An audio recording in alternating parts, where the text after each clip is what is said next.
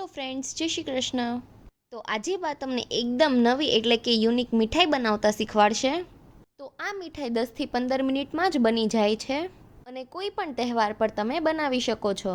તો મીઠાઈ આપણે બસ 1 ગ્લાસ દૂધમાંથી જ બનાવવાની છે.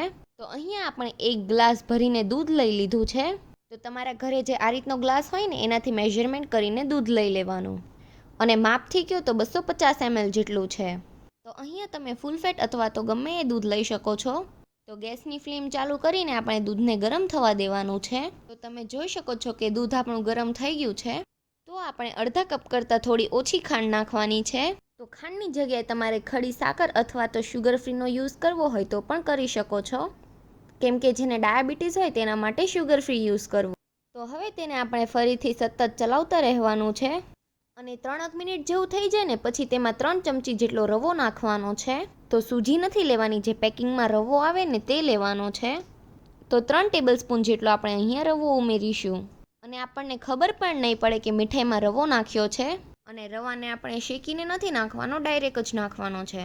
અને હવે તેમાં આપણે 3 મોટી ચમચી જેટલું ડ્રાય કોકોનટ નાખીશું. તો ગેસની ફ્લેમ આપણે મીડિયમ રાખવાની છે અને સતત ચલાવતું રહેવાનું છે.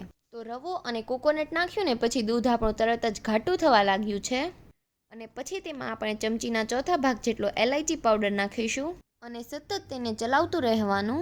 અને પછી તેમાં આપણે અડધી ચમચી જેટલો લીંબુનો રસ નાખવાનો છે. તો લીંબુના રસ નાખવાથી આપણી મીઠાઈ બિલકુલ ખાટી નહીં થાય અને મીઠાઈ એકદમ કણીદાર બનશે અને ચીકાશ બિલકુલ નહીં રહે. તો તમે જોઈ શકો છો કે આપણું મિશ્રણ ઘટ થતું જ જાય છે.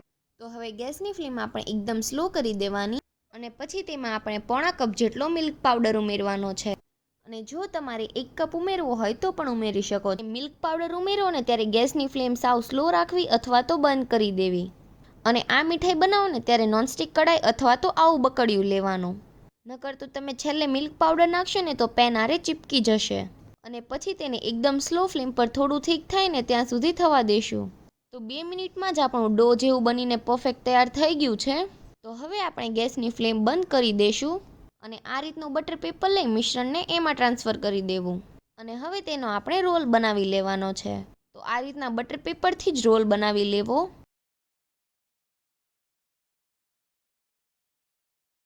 તો રોલ આપણો બનીને તૈયાર થઈ ગયો છે.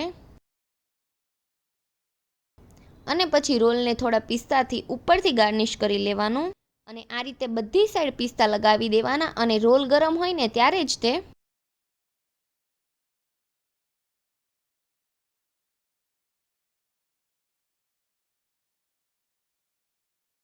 તો રોલ આપણો બનીને તૈયાર થઈ ગયો છે અને તેને ફ્રીજમાં સેટ થવા મૂકી દેશું.